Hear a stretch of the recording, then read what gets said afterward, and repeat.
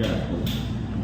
ಬಹಳ ವರ್ಷ ಆದಂಗೆ ಏನಾಗ್ತದೆ, ವಿಶೇಷವಾಗಿ ನಮ್ಮ ಮತದಾರ ಪಟ್ಟಿಯಲ್ಲಿ ಡೂಪ್ಲಿಕೇಶನ್, ಬಹಳಷ್ಟು ಜನ ಇಲ್ಲಿ ಹೆಸರು ಇರ್ತದೆ, ಅವ್ರ ಬೇರೆ ವರ್ಗಾವಣೆ ಆಗಿ ಹೋಗ್ತಾರೆ ಅಥವಾ ಎಂಪ್ಲಾಯ್ಮೆಂಟ್ ಸಿಗ್ತಾರೆ, ಬೇರೆ ಬೇರೆ ಹಲವಾರು ಕಾರಣದಿಂದ ಅವ್ರು ಬೇರೆ ಕಡೆ ಹೋಗಿರ್ತಾರೆ. ಸಾಮಾನ್ಯವಾಗಿ ಅವರು ಇಲ್ಲಿರುವ ಹೆಸರನ್ನು ತೆಗೆದು ಹಾಕಬೇಕಾಗ್ತದೆ. ಅವರು ಹಾಗೆ ಮಾಡೋದು, ಬೇರೆ ಎಲ್ಲಿ ಹೋಗ್ತಾರೆ ಮತ್ತು ಅಲ್ಲಿ ನೋಂದಣಿ ಮಾಡ್ತಾರೆ. ಸೊ ಈಗ ಭಾಳಷ್ಟು ಕಡೆ ಡೂಪ್ಲಿಕೇಶನ್ ಆಗುವ ಸಾಧ್ಯತೆ ಇದೆ. ಕೆಲವೊಂದು ಸಲ ತೀರ್ಕೊಂಡಿರ್ತಾರೆ, ಅಂಥವರು ಸಹ ನಮಗೆ ವರದಿ ಮಾಡೋದು. ಅಫ್ಕೋರ್ಸ್ BLO ಜವಾಬ್ದಾರಿ ಇರ್ತದೆ.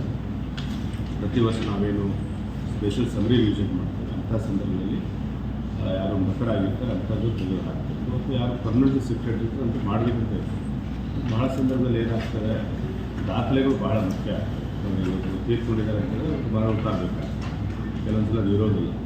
ಸೊ ಹೀಗಾಗಿ ಮತ್ತು ಬೇರೆ ಬೇರೆ ಚುನಾವಣೆಗಳಿದ್ದ ಕಾರಣದ ಸಂದರ್ಭದಲ್ಲಿ ಸಮ್ಟೈಮ್ಸ್ ಡಿಲೀಷನ್ಗಿಂತ ಇದ್ದರೆ ಅಟ್ಲೀಸ್ಟ್ ಬಂದು ಓಟ್ ಹಾಕ್ತಾರೆ. ಈಗಿದ್ರು ನಾವು ಮತಗಟ್ಟೆಯಲ್ಲಿ ಅವ್ರದ್ದು ನಾವು ಪರಿಶೀಲನೆ ಮಾಡೇ ಮಾಡ್ತೀವಿ. ವೋಟರ್ ಲಿಸ್ಟ್ನ ಹೊರಟಿರ್ತದೆ ಮತ್ತು ಓಟ್ ಹಾಕೋಕ್ಕೆ ಕಷ್ಟ ಆಗ್ತದೆ. ಸೊ ಹೀಗಾಗಿರ್ತದೆ.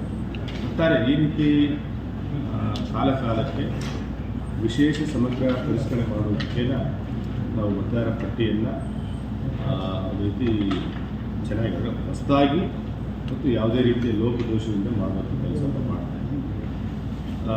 ತಮಗೆಲ್ಲ ಗೊತ್ತಿರಬೇಕು, ಈಗ ಆರ್ಟಿಕಲ್ 326 ಪ್ರತಿಯೊಬ್ಬರು ಯಾರು ಭಾರತೀಯ ಪ್ರಜೆ ಯಾರು 18 ವರ್ಷ ಆಗಿರ್ತಾರೆ ಅವರು ಮತದಾರ ಆಗಿರ್ತಾರೆ. ಸೊ ಬೇಸಿಕ್ಲಿ 4 ಕ್ವಾಲಿಫಿಕೇಷನ್ ನಾವು ನೋಡ್ತೇವೆ. ಮೊದಲನೇದು ಅವ್ರು ಭಾರತೀಯ ಪ್ರಜೆ ಆಗಿರಬೇಕು, 18 ವರ್ಷ ಆಗಿರಬೇಕು, ಸಾಮಾನ್ಯವಾಗಿ ಆ ಪ್ರದೇಶದ ಆರ್ಡಿನರಿ ರೆಸಿಡೆಂಟ್ ಆಗಿರಬೇಕು, ಸಾಮಾನ್ಯ ನಿವಾಸಿ ಆಗಿರಬೇಕು.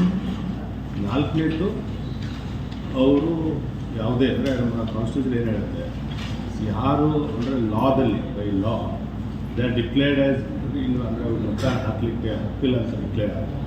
ಅದು ಇಟ್ ಕುಡ್ ಬಿ ಅಂತಾರೆ ಇನ್ಸಲ್ವೆಂಟ್ ಇರ್ಬೋದು, ಅಥವಾ ಕ್ರಿಮಿನಲ್ ಅಫೆನ್ಸ್ ಇರ್ಬೋದು, ಅಥವಾ mentally they are not fit ಆಗ್ತದೆ, ಅದು ಡಿಕ್ಲರೇಷನ್ ಆಗ್ತಿದೆ.